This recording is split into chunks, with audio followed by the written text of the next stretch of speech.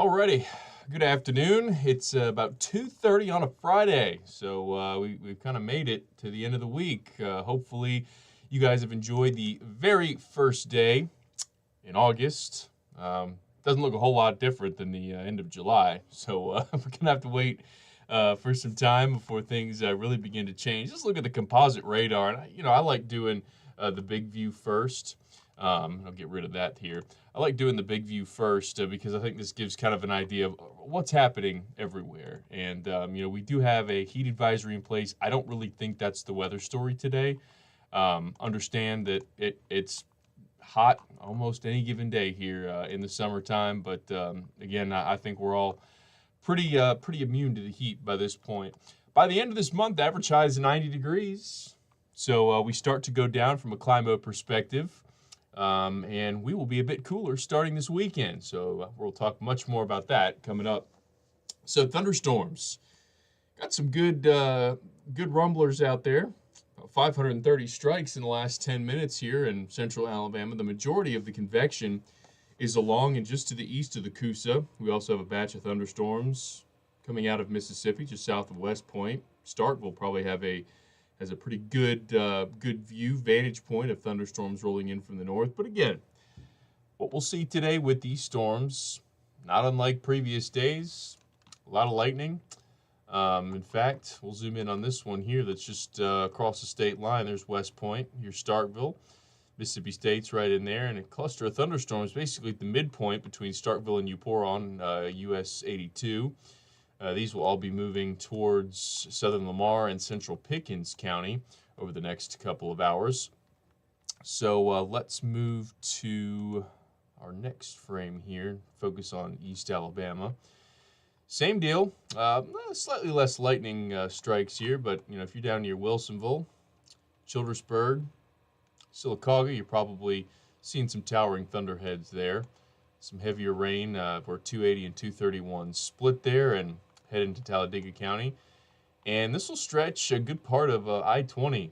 Not a great go of it from Heflin to really Lincoln and Pell City. So bit of a rough go of it there. But again, these storms will be moving gradually from west to east here this afternoon. Our folks up in the northern third of Alabama, northern quarter of Alabama. Scottsboro, good thunderstorm there. It's always interesting to me how some places will get multiple days where it just seems like a thunderstorm will pop up right there. Like Gunnersville and around there has been a very popular spot of late. So the north end, Scottsboro, good thunderstorm. Moulton there, seen some good rain. Russellville, really Franklin, Morgan, even all the way over towards, like I said, the southern side of Lake Gunnersville, Coleman County, northern Blount County, all dealing with thunderstorms here early this afternoon. Time is 2:38, and there won't be too many places without thunderstorms today, but the Wiregrass is one of them. Typically a greater coverage area, but not the case today. We're dry from Dothan to Saraland, Mobile to Pensacola, so good beach weather for folks who are beach bound. So again, frontal boundary in place.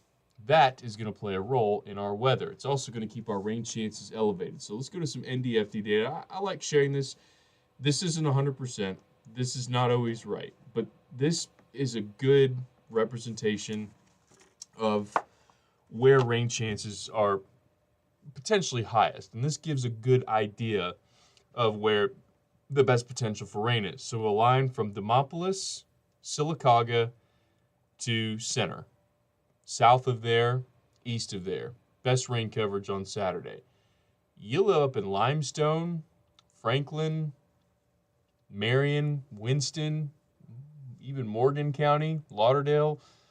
You might not get hardly any rain at all on Saturday. This is going to be very much tilted. Rain chances nil, Memphis to Nashville, and then south and closer to that frontal boundary, rain chances will be high. Same deal on Sunday. Birmingham, Sylacauga, points to the south, southeast, going to be pretty wet.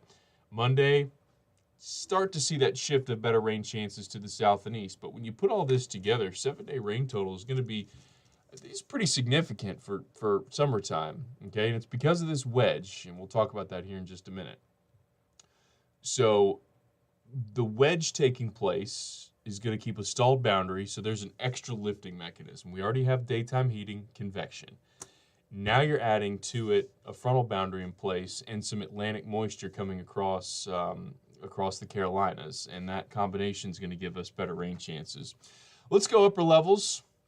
Talked about the troughing a bit yesterday, so you're going to notice long wave troughing in the over the southeast, which is kind of created because we got these two features. You got a ridge over the Four Corners. You got another ridge just a little bit further out, but what do we have in between?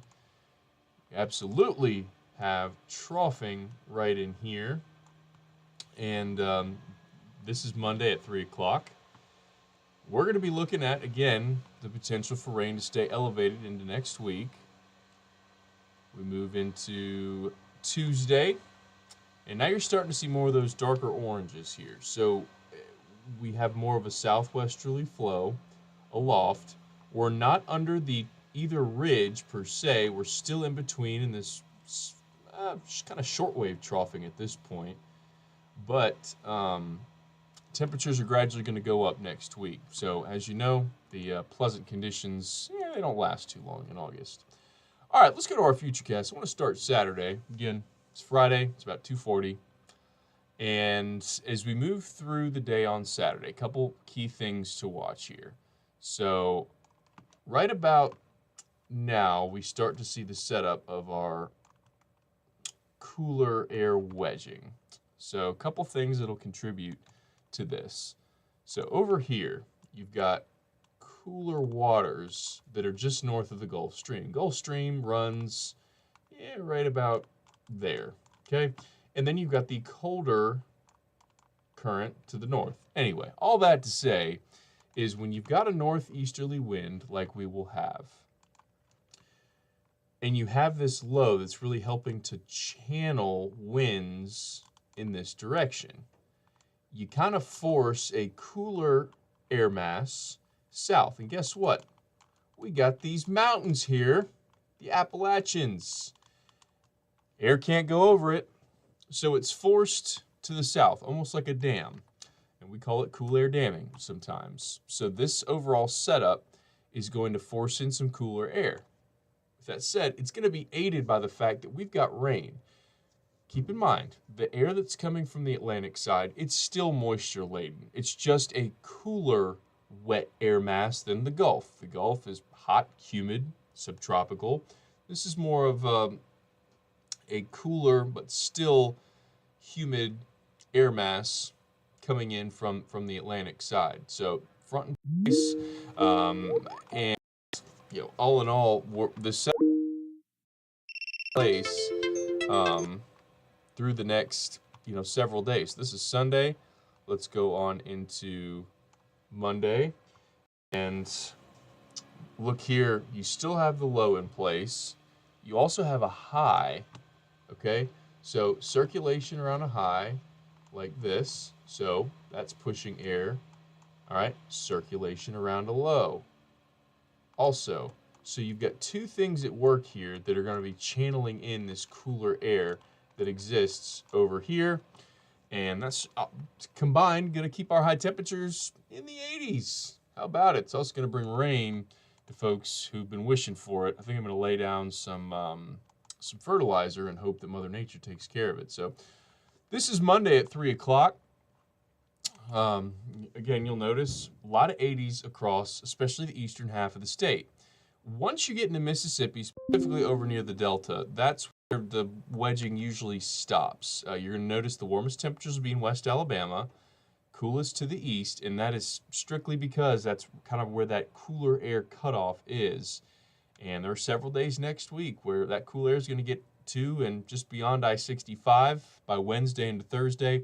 I think the cool air starts to retreat. We'll have more of that southwesterly flow like I showed you aloft, and that's going to bring back warmer temperatures probably by Thursday and into Friday. But below average temps expected through the next 5 days here across the south. Something else below average.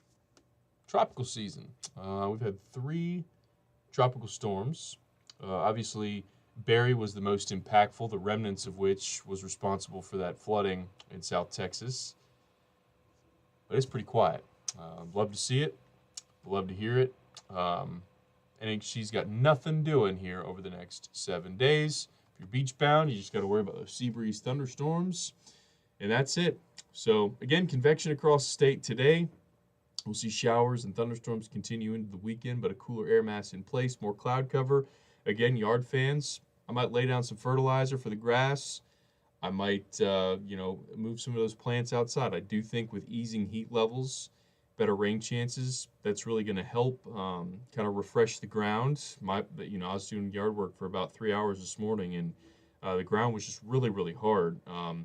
And this will really help soften that up. My grass could use some greening, of course. I'm sure a lot of folks can. So better rain chances, lower heat levels over the next several days. Have a wonderful weekend. Stay safe. I'm on vacation next week, so I probably will not have any videos for about 7-8 days. But again, enjoy. I'm very happy that all of y'all watch. If you have any questions, shoot me a message. Again, have a great weekend. See you next time.